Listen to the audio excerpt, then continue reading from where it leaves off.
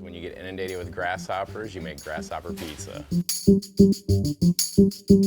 we wanted to bring out some of the Mexican flavors that are usually associated with cooking with grasshoppers. So we used chorizo, went with some caramelized onion, a little bit of crumbled grilled cheese, and then as we're bringing it out of the oven, we want to finish it with arugula and grasshopper. We didn't source locally, unfortunately, even though there's an abundance of toppings out there right now. We did not.